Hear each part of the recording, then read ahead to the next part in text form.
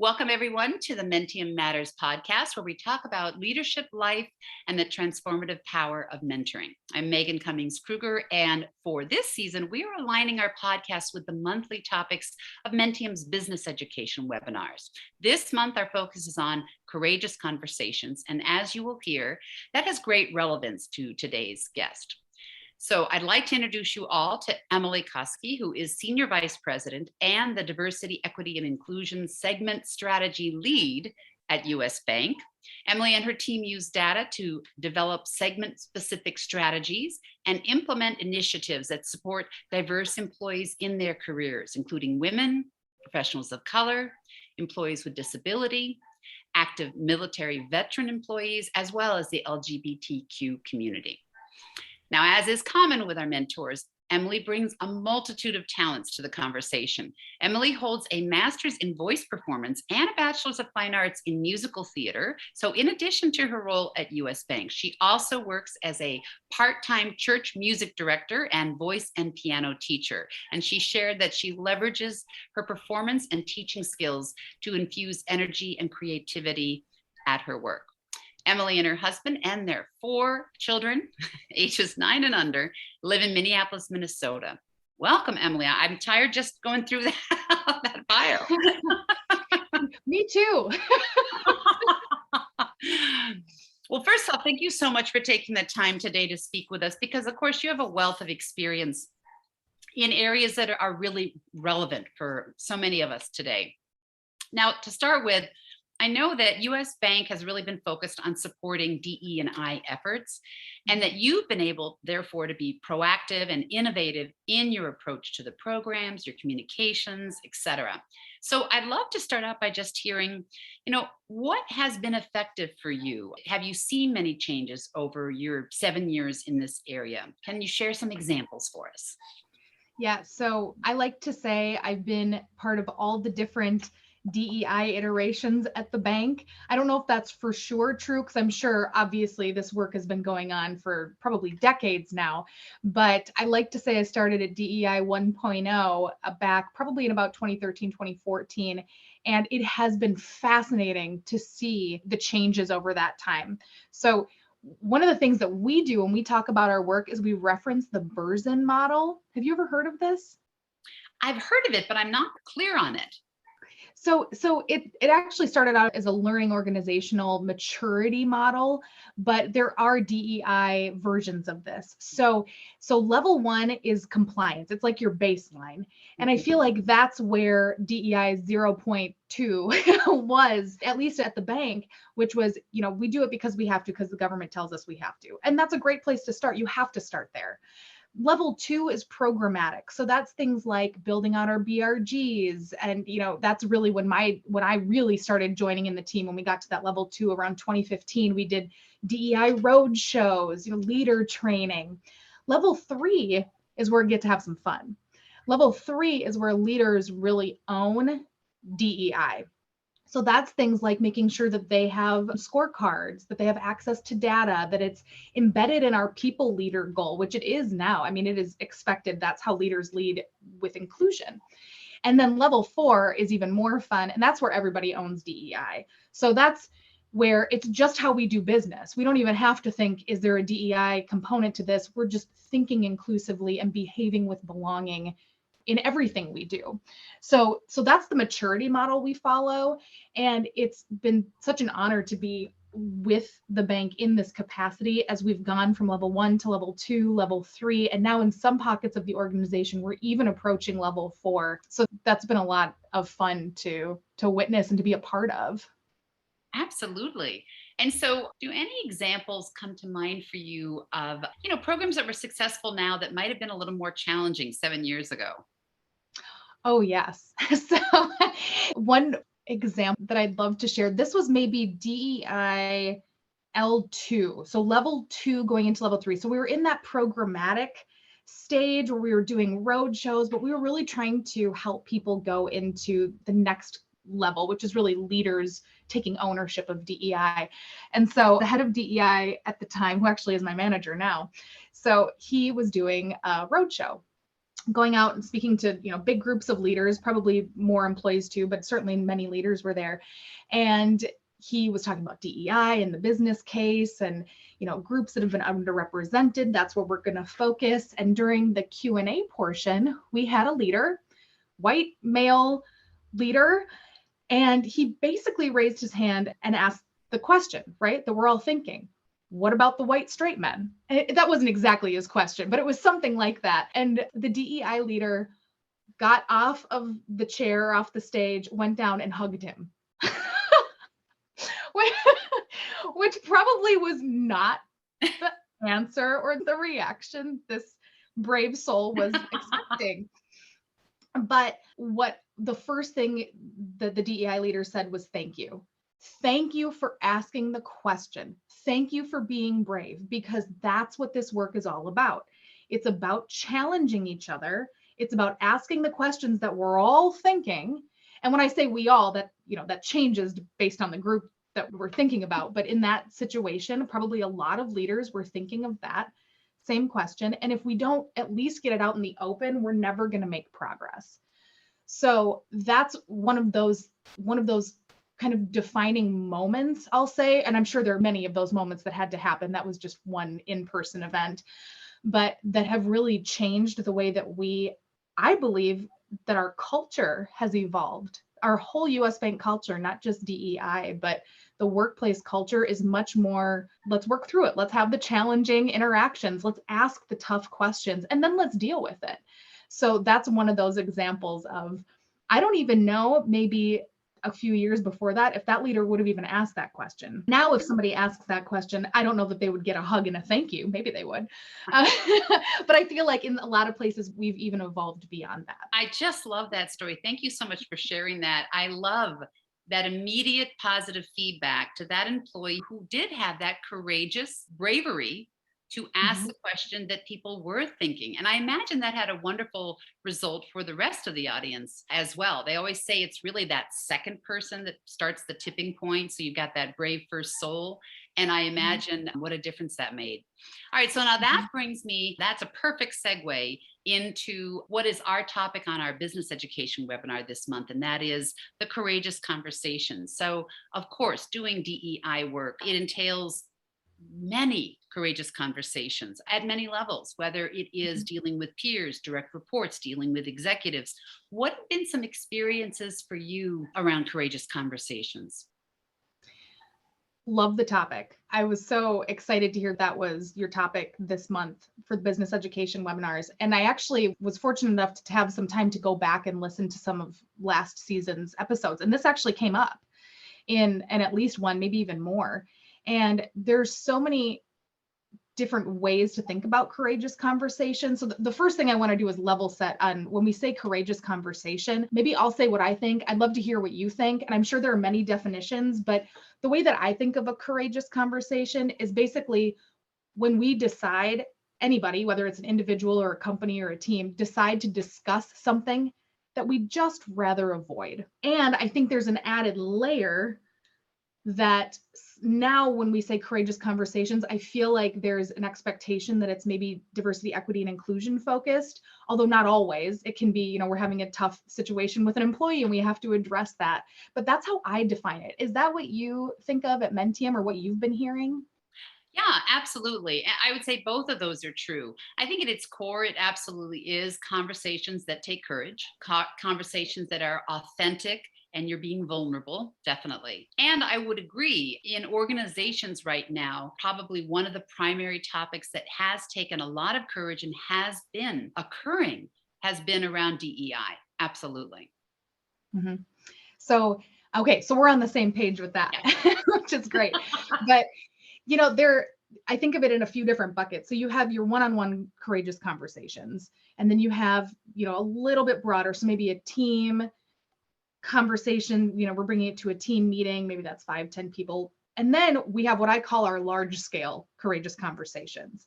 And one thing I loved, so Toya Werkheiser, last season, I believe it was episode 24. I think it was a two-parter, but in episode 24, she actually gave some really vulnerable examples of when she had those one-on-one interactions. Yes. So I don't know if you remember that episode. Oh, very well. I was interviewing her and I remembered it was, yeah, it was, I mean, we've had so many great podcasts, but I absolutely remember that podcast. Yeah, well, yeah, talk about, having courage, Black women in corporate America. And she was on a call with a vendor. So even an external person, and that person used the term straight off the plantation, which it's a little shocking, right? I can't even believe I just said it out loud on a podcast that's going to be recorded, but this is something that she came across and said, you know what?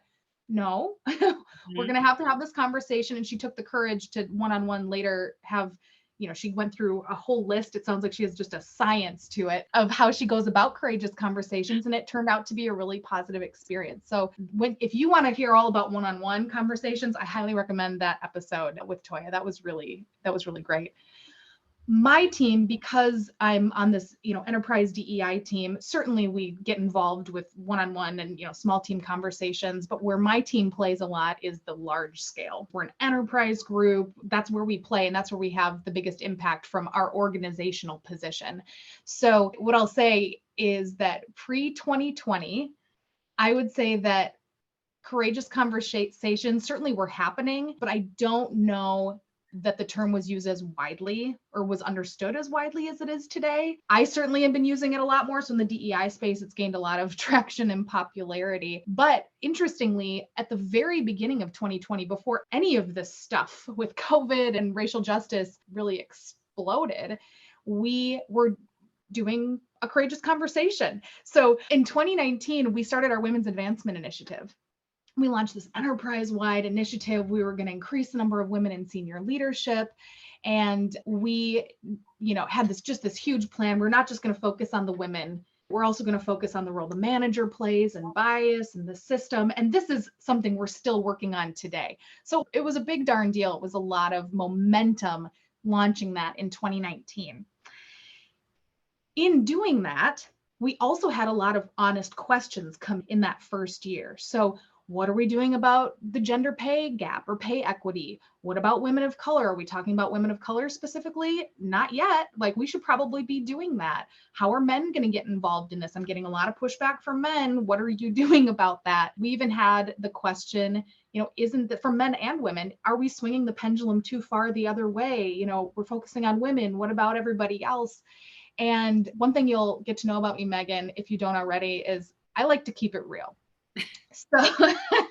So for their 1-year anniversary, what we said is, you know what, we're going to put it all out on the table. We've had a whole year of this, and we are going to have this honest, authentic, challenging conversation. And you know what, we're going to do it in front of the whole company. I don't even know if I would call it a courageous conversation, but at that point, that's what we did. We said we're going to have an honest, authentic conversation. And I give so much credit to our leaders who said, yep, they put themselves, they were sitting on a panel in person in Minneapolis in a convention center, which sounds crazy now. We had C-suite men and women. We had our CEO. We had a leader fly in from Europe. We had great representation, a lot of diversity, very senior leaders who were in front of about 1,000 people answering these really tough questions. And what I loved about it is they were really authentic responses. Things like, I don't know.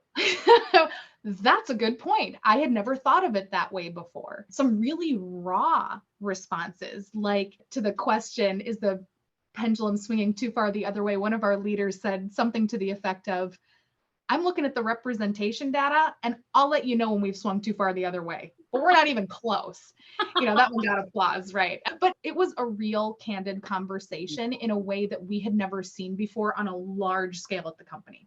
Yeah. Really positive feedback. In fact, employees said more, we could have gone farther, we could have spent more time. So it was a good test run. And then literally the next week, the entire world shut down. So a month or two after that, George Floyd was killed in our headquarters market in Minneapolis.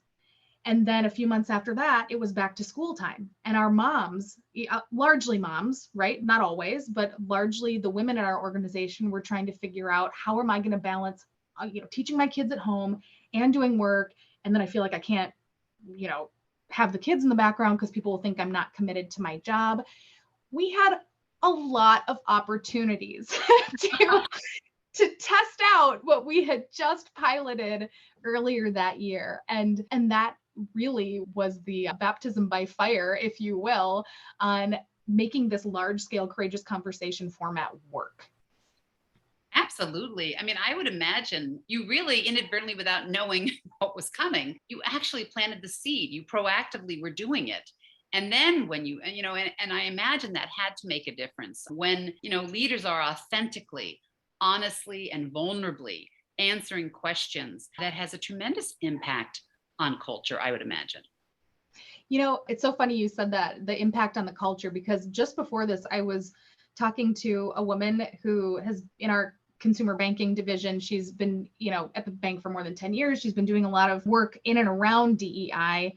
And she actually specifically said, we saw Andy, who's our CEO, get on a call, a courageous conversation after George Floyd was killed with other executives. And again, we heard a lot of those answers, which is, I don't know. I mean, do you hear leaders say, I don't know? Not very often, but that's what the answer is. Like, sometimes that's the answer, is I don't need you to solve. I just need you to listen. And those leaders demonstrated that. And not even joking, the call right before this one, she said, unprompted, I swear unprompted, she said, I saw Andy and our leaders do that. And I thought, well, they opened the door and here I go. And she started, that was the impetus for her to start pushing people in a respectful way, obviously, but pushing people, challenging people. I brought courageous conversations to my team. I started having one-on-one courageous conversations because I saw it happening at the top. And if they can do it, certainly I'm allowed to do it. Absolutely. Absolutely. That message from the top, I think a lot of times senior leaders don't recognize just how powerful their role modeling can be. And it's incredibly powerful. We actually did a back to school session. So we had two of our women C-suite leaders. They're actually the co-executive sponsors of our women's BRG. And we talked a lot about the resources. At that point, we were trying to change our policies, just make sure that everyone had as much help as they could going into this back to school season. And it ended up being just a cathartic experience for everyone to hear that they weren't alone, and to hear it from our most senior women telling stories about, the managing committee. They were, at the beginning of COVID, and their roots are grown out 2 inches, and the men haven't shaved for 3 or 4 days. And both of them got so much feedback afterwards, positive feedback, people saying, I was crying because I wasn't alone and I thought I was alone. And so much positive feedback. And they had no idea that them just telling real stories would have that impact on the women at the bank. And this is what we hear all the time, particularly in the last couple of years, where we're all dealing with so much for many different reasons. We hear from mentees all the time that they are feeling overwhelmed. And again, if they're solidly virtual, mostly virtual, maybe the hybrid starting now, you're even more isolated, and you're even more, it's the human nature to think it's just me. And, I always loved, I think it was Margaret Mead, the anthropologist, always said, you know what? The most important thing that everyone needs to know is that they're not alone. I mean, that is the core. That's absolutely what we see in mentoring. And it's so reflected in what your leaders were doing and the response to that. And it also humanizes them. And again, leaders tend to be a very modest group. So sometimes they're just not realizing what a difference they can make. So as we've been talking about already, for a variety of reasons, courageous conversations has become such a topic of interest for our mentees, especially in light of the hybrid virtual world we're all living in. So what best practices have you developed around ensuring that courageous conversations actually occur? It's been a huge part of our work on the DEI team. Specifically, I lead our segment-specific strategies. And you hear, like I shared, from women or from our Black employees or people with disabilities, their accessibility implications when you're going to work from home or downtown to work or what have you. So we've been hearing from our employees. And on the flip side of that, we've also just been hearing from managers in general, like, okay, I get it. I see that leaders are having these conversations. I know that I want to do it too, but how? Right? So a couple things. One is that we have been building infrastructure around the concept of courageous conversations. For example, providing ground rules. That was one of the first things we did. And even still, no matter what the topic is, or the angle is, if I'm talking anything DEI, I usually pull out my courageous conversation rules because it level sets. And the things engage in dialogue, not debate, be okay with discomfort, assuming positive intent, be willing to admit mistakes. And that helps me to share. If you're a little uncomfortable, good. That's what we're trying to do here, is learn and grow. And you have to grow from a place of discomfort. So that's the first thing we do. We got out these courageous conversation ground rules to at least level set with everyone. We also created toolkits. So we worked with an external vendor to put together, these are very structured, unconscious bias or allyship. And there's like a facilitator guide and the PDF of what the the learning objectives. So that's a different style that some people gravitate to. They really want the facilitator guide if they're going to engage with this. And that's great. And then the other thing that's more recent is we've been working with some folks in HR to develop case studies. So actual situations that we hear and see happening at the company, because again, sometimes people might not be willing to say, this is something that I see, I need to address it, but they might be more willing to engage if it's a hypothetical situation that we can work through together. So those are a few resources that we've built to have a lot of different engagement points so people can engage where they feel most comfortable. And then, so not only the resources, but the platforms. So I already talked quite a bit about the large scale company-wide. Those are all virtual. I can't think of one we've done in person that's been, except for that first one I said before COVID, that we've done in person. But we also have support circles. So we've had these for years, but they've really taken off. Things like invisible disabilities or LGBTQ support or women in the workplace. And sometimes the topics lend themselves to different formats. So I'll give you an example. So Roe versus Wade is overturned. Oh my gosh, was that just a couple months ago? Feels like a lifetime ago. Okay.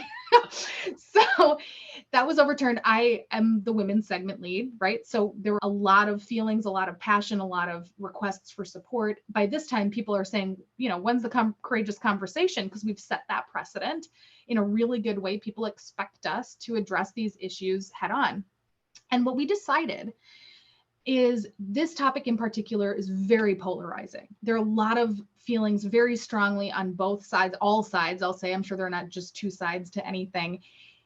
But we didn't say we're not going to talk about it. We're still going to talk about it. We're still going to give people an opportunity to express, their need for support, but we're going to do it in our support circle framework. We have a workplace wellness for women support circle. That's where we're going to talk about it. We'll bring it up, because if we don't bring it up, it's going to come up anyway. It's called Workplace Wellness for Women, right?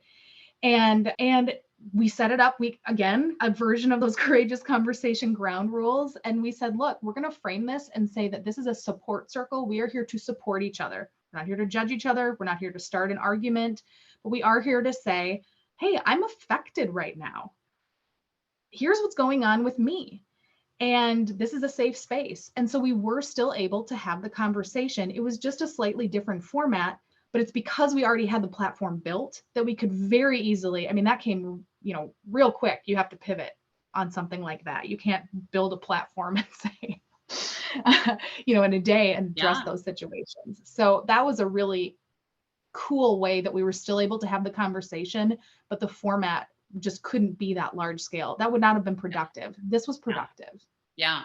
I just, first off, the structure, all the tools, the thought that went behind that, we know from Mentium that structure makes a huge difference, especially in the beginning when you are getting, as you say, uncomfortable. Whenever we're stretching, that's not a comfortable position. So whenever we're stretching ourselves with learning and new behaviors, it's always going to be uncomfortable. And structure, tools, literally direction for how to, I'm sure all of your researchers already know this, but when you're making change happen, that is just so pivotal. But I also really appreciate the recognition that you all have about, there's a saying we use in the mentoring world that oftentimes a mentee needs to let it out before they will let you in. So even though because a lot of times our mentor is really seasoned, they know where it's going, they've had the experience, doesn't matter. But being able to have that voice, being able to be seen, knowing that you're not alone, that sounds to me like you've really been touching on a lot of these points. I've never heard that before, but I love it, because especially for people who are struggling, whether it's they're struggling because they think, DEI doesn't belong in the workplace, or they're struggling because we're not going far enough, fast enough, and we're not supporting them the way that, they believe a company should support their employees. Regardless of where you are on anywhere in that spectrum, I love that saying, and it completely applies. I have to give them the safe space to just like, I'm not going to be hurt. Share it. Give it all to me. And then I'll say thank you. And I'm going to acknowledge, I've heard this before. You're not the only person who feels this way. I mean, acknowledge it, right? Whatever makes sense in that situation. And then we can then we can maybe have a courageous conversation. Then I can give some reasons about, hey, did you ever think that this might help your business? Let me tell you about population growth and our retail footprint. It's 97% multicultural. Does that change how you might think about this? And it's not in a mean way. It's like, let's talk about it and see if we can come to a different understanding. But the first step is they have to feel safe. Like that guy at the beginning to say, what about the straight white men? And then get a hug. Like, that's what we're trying to do, is give a bunch of people virtual hugs, regardless of what the feedback is that we're getting. Yeah. And then they're in a position, they're better able to perhaps reframe, change that perspective and hear that. Absolutely. It occurs to me, with the courageous conversations world, but also the DEI world, there's been so much research over the last 10 years in particular about how we used to have those annual reviews and they were not effective. And more and more we're understanding, first it was, well, maybe we need a quarterly review. Well, maybe we need a monthly review. The reality is it needs to be most effectively, it needs to be in the moment. Not always, not in all cases, but the more close to the moment, if not the moment, much more relevance, much more learning goes on. And it strikes me when you're able to have that courageous conversation in the moment, such as when Toya had that example in the other podcast, they really dovetail. These two areas really align strongly. And, speaking, this is me with my manager hat on, it makes everything easier if you go through the hard work of getting comfortable with the discomfort. You hear that a lot, but it really is true. Yeah. It's so much easier when you get to the year-end performance reviews that you still have to type up and you're like blocking 3 days in December just to get through your performance review write-ups. And it helps a lot. Not only the employees, like you said, but you as a manager, you get really good. You get really good at being quick, to the point, always with that assumed positive intent, and I'm here to help you get better. And that makes it feel like you need a little less courage to have the courageous conversation if you do them quickly and in the moment. Yeah, absolutely. And again, those courageous conversation rules, they're a great way to pause and reset. And our current pace of life, just pausing is really a relevant experience, and then being able to reset and look at things with those rules, which everyone would agree with.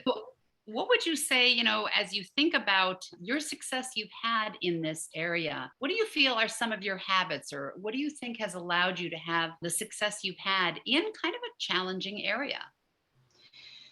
So this is part habit and part just my personality, but nonetheless, it's helpful. And that is that I take almost nothing personally. Like, I was actually preparing for this and I thought, let me think of an example of something I took personally, and I could not think of one because whether it's at work or at home, I've developed thick skin. And part of that is, you mentioned at the beginning, my performance background, and you really, if you're going to be a performer in front of a bunch of people, especially when you're preparing to be in a show or whatever, and people are critiquing you constantly, you get thick skin. You say, they're just trying to make me better. And no matter which way you slice it, it's a controversial space. And I get a lot of feedback. And I've heard, feedback is a gift. One of my leaders several years ago told me feedback is a gift. And I really do believe that. Having that thick skin and taking almost nothing personally, professionally, I'm able to take criticism and improve, right? I use it to improve. I always try to use it to improve. And personally, I mean, I've got a busy life. Like I got 4 kids, I got 2 jobs, I got a big job at the bank here. I don't have time to, in my mind, like I used to do. That's the habit part. I used to just rehash, I should have said this, or I can't believe they said that, or what did they mean by this? I just don't have time for it. And so it's actually freed me up to be in a more productive energy flow, as opposed to when you do take things a little personally and you take it back a little bit, it sometimes can rob you of some really valuable energy. Yeah, absolutely. And I'm impressed that you have reached that point. And again, some of this is how we're wired, and some of this is habits and training. But, I don't know if you've ever read the Four Agreements, but they talk about four Mhm. different things that are essential. And one is to take absolutely nothing personally. And that is challenging for almost all of us. But you're right, it's redirecting the energy. So I imagine that's been a tremendous gift in the work that you do. And I get a lot of practice. So That's right. All right. So then, I'd like to end on just final question as far as what advice would you like to share to up and coming leaders? And this can come from you from any direction, but this is your time to collectively mentor anyone who's listening to this podcast. What would you like to share? I mentioned this earlier, but this is what I try to live by. Just be real. You might hear people say, lead with authenticity or bring your full self to work. There are a bunch of different ways to say it, but the simplest way I've found is just be real. Whenever possible, strip away the corporate jargon. It's great. I speak corporate too, but I get a lot farther in what I'm trying to accomplish if I take away the fancy sounding words and I strip down the corporate, the corporate slang. And it may sound really obvious, like, oh, well, I can just be real. But I actually had two separate people in the last week who have thanked me for talking to them. And I'm not joking. They said, like a real person. And I thought, well, how are other people talking to you? Like, what else would they? But I think what they meant is that they feel like they don't need to, keep up airs. They feel like they can take away a little bit of the mask that you feel, especially in corporate America, that you have to have a little bit of that mask on. And, they feel like when I'm quote unquote real, I'm, and this is true. I truly believe, like, I'm just a gal. I'm on the DEI team. I'm, a corporate leader. I'm on the journey with everybody else. I don't have it all figured out. And I'll tell you, I don't have it all figured out. And again, a lot of that, some of that's my personality. Some of it is that I've had a lot of practice. Some of it, is that I've made the decision that's how I'm going to be. But it can take a lot of courage and a lot of vulnerability and frankly, a lot of risk for people at different stages of their career to take off that mask and just be really down to earth and real. But like I said, it's the best way that and the quickest way I found to connect with people, gain trust, huge in any business that involves people, which is like every business, and building relationships. And frankly, it just makes my job easier and more enjoyable. Absolutely. Wonderfully said. And you and I talked during our prep session. Not surprisingly, we share a love for Brene Brown. And I know some of the listeners certainly already know about her. But the one thing I will recap, and if you haven't seen her TED Talk on the power of vulnerability, I highly recommend it. But basically, she did not want to have that be what was so important for any kind of leader, is to have that ability to be vulnerable, because she didn't like being vulnerable. And she said, I wanted to beat that back with my ruler because I didn't like that answer. But that is what she found with the research. And so, yeah, it's wonderful to hear you echoing that. Any final thoughts, Emily, before I finally let you go?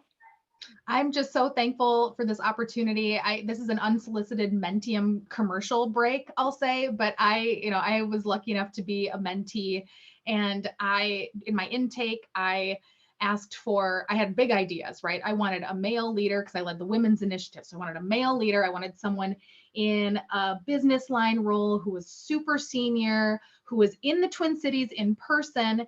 And Mentium, through your amazing wizardry of your matching, found me someone who hit every single one of those. And he was in a church music choir. And I'm a church music director. So I thought, wow, okay, there's something special going on at this organization if they could find me this unicorn of a mentor. And it made a big difference, that pairing. So just thank you for all the work that you all do at Mentium. And it's been an honor. Oh, absolutely. Thanks so much, Emily. Just everything, the stories, but also your open vulnerability. This was a great conversation. It really rich in examples of how to approach what can be challenging topics. I also want to thank everyone listening to this Mentium Matters podcast. We have a number of other excellent guests like Emily lined up for the season. So I want to tell you to make sure to subscribe so you don't miss any episodes. Next month, our topic will be around personal brand. And then for any additional resources, you can find show notes on the Mentium website. We look forward to having you join us next time. Thanks, everyone.